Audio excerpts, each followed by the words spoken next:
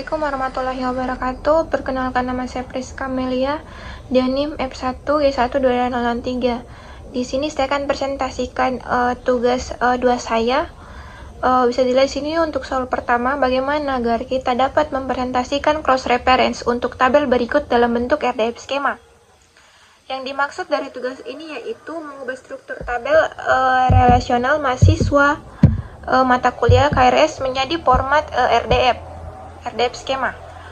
Kemudian di sini kita akan menunjukkan relasi antar entitasnya. Misalnya mahasiswa mengambil mata kuliah dan KRS menghubungkan mahasiswa dengan mata kuliah. Bisa dilihat di sini kita masuk ke identifikasi entitas kelas. Di sini kita punya 3 entitas utama, mahasiswa, mata kuliah, dan KRS.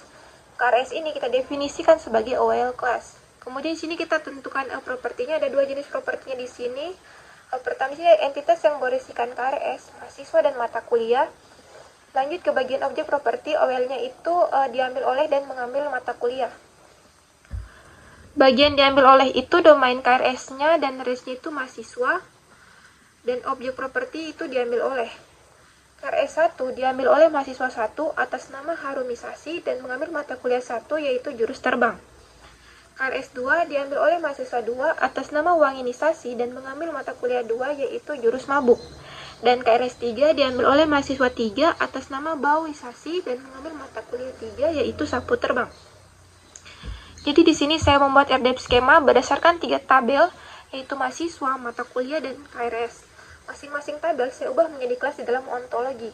Lalu saya definisikan properti seperti nama dan SKS sebagai data propertinya, serta diambil oleh dan mengambil mata kuliah sebagai objek propertinya.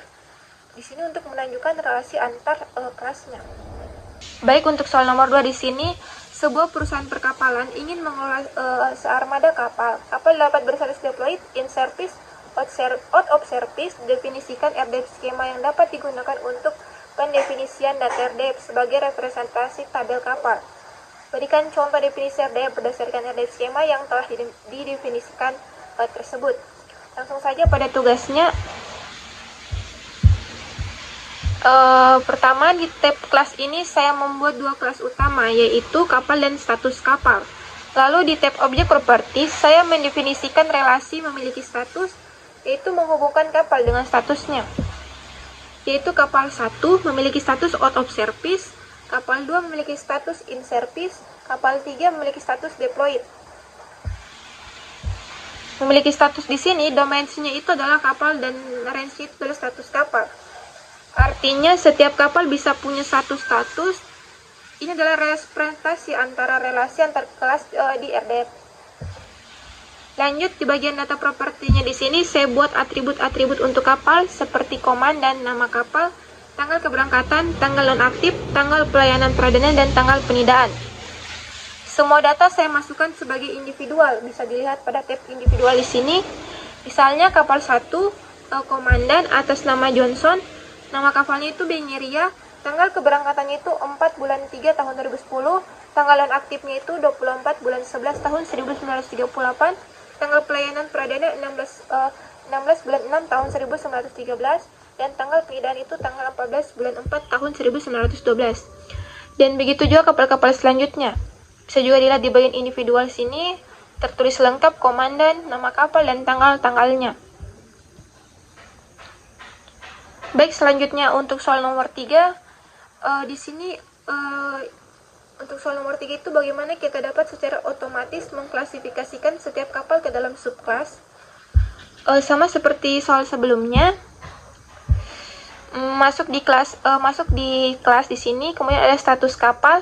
Di sini saya membuat kelas kapal, lalu 3 subkelasnya yaitu deployed ship, in service ship, dan out of service ship, yang merupakan tipe-tipe kapal berdasarkan status atributnya. Jika kapal memiliki pelayanan perdana, maka kapal termasuk deployed ship. Keberangkatan berikut terisi, maka kapal tersebut in service ship. Jika kapal memiliki tanggal, maka termasuk out service ship. Kemudian di sini di individualisnya itu di tab individual sebagai kelas di sini, kapal dan isi propertinya itu seperti nama kapal Titanic, tanggal pelayanan perdana itu 10 bulan 4 1912, dan tanggal penidaannya itu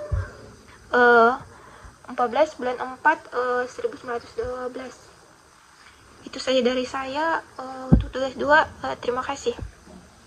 Baik, di sini saya akan melanjutkan presentasi tugas 3 saya. Langsung saja di sini.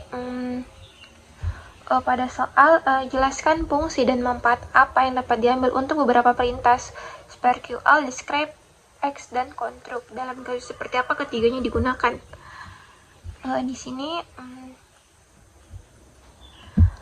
describe mengembalikan deskripsi RDF dari sumber data resource yang ditentukan. Berguna ketika kita ingin tahu informasi lengkap tentang satu entitas.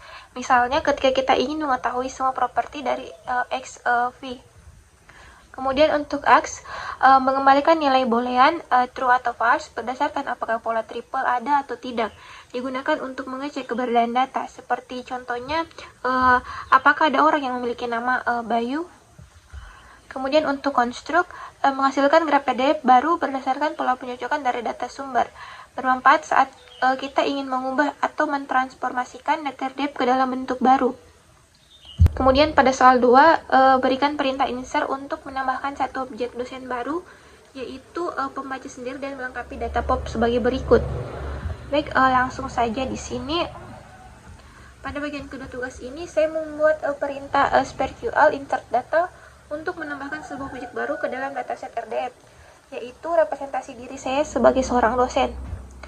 Query ini menggunakan dua prefiks utama, yaitu POAP, friend of a friend, yang merupakan ontologi standar untuk mendeskripsikan orang dan hubungan sosialnya, serta dosen sebagai namespace lokal untuk identitas dosen. Dalam query ini saya mendeklarasikan bahwa dosen itu adalah Priska Amelia, adalah sebuah entitas bertipe pop atau person. Kemudian saya melengkapi informasi tentang diri saya dengan beberapa properti, seperti properti POAP, name, digunakan untuk menyatakan bahwa nama lengkap saya yaitu Priska Amelia. Kemudian POAP title menyatakan gelar sapaan saya yaitu Mister. Selanjutnya saya menambahkan informasi usia dengan properti POAP age menggunakan tipe data numerik integer yang bernilai 25. Saya juga menyisipkan tautan ke halaman pribadi saya melalui POAP homepage yang mengarah ke alamat email saya. Terakhir, saya menggunakan properti POAP know untuk menyatakan bahwa saya mengenal status entitas lain, yaitu dosen di sini Bodi Susanto, yang menunjukkan bahwa hubungan sosial atau profesional antara dua individu dalam jaringan POAP. Secara keseluruhan, query ini bertujuan untuk menambahkan informasi lengkap tentang suatu individu baru ke dalam graf RDF dengan struktur semantik yang dapat dipahami oleh mesin sesuai dengan prinsip linked data. Kemudian di sini pada selanjutnya untuk soal nomor 3 di sini saya diminta untuk menuliskan prefiks lengkap berdasarkan deklarasi turtle. Prefiks atau awalan ini penting dalam penulisan SPARQL karena digunakan untuk menyederhanakan URL panjang menjadi singkatan yang lebih mudah dibaca. Beberapa prefiks yang digunakan antara lain di sini untuk tugas 3, X sebagai singkatan dari http sample.org. Kemudian di sini ada mo untuk http://varp.org. Kemudian di sini ada vop untuk http xmls.com. Kemudian di sini ada dc untuk http://part.org. Kemudian di sini dan xsd untuk http www.wetia.org. Prefiks ini memungkinkan kita untuk menulis query secara lebih ringkas dan rapi saat merujuk ke istilah-istilah RDF yang digunakan dalam data. Kemudian di sini selanjutnya pada bagian B-nya, saya menuliskan sebuah query SPARQL untuk menampilkan semua entitas yang bertipe POAP person. Dalam query ini, saya menggunakan klausa opsional untuk menampilkan properti POAP name dan POAP nickname jika tersedia.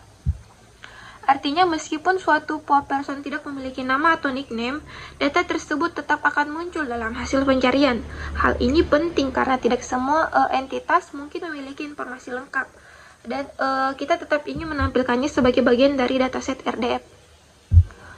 Selanjutnya, pada bagian C di sini, saya membuat query SPARQL untuk mengambil sebuah objek POAP person yang memiliki nickname dalam bahasa Jepang, yang ditandai dengan tag bahasa JP.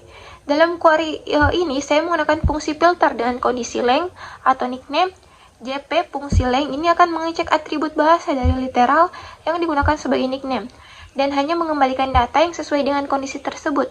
Dengan demikian, query ini berguna saat kita ingin melakukan pencarian berdasarkan bahasa konten literal dalam RDF, seperti dalam kasus sistem multibahasa atau data internasional.